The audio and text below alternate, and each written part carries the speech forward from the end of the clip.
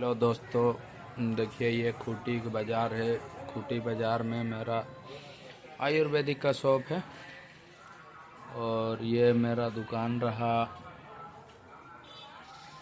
आज ऐसा कुछ खास मार्केट नहीं रहा, डेली जिस तरह रहना चाहिए। आयुर्वेदिक का मेरा शॉप है।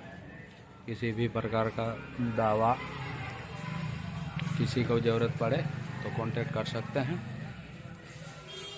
और मेरा नया चैनल है, ज़रूर से ज़रूर सब्सक्राइब करें और फॉलो करें और देखें। सब कोई बाज़ार है खूटी का और बाकी आप लोग देख सकते हैं बाज़ार बढ़िया से लगता है। चप्पल दुकान है, बहुत सारा दुकान है और शाम भी हो रही है। देखिए सूर्योदय भी।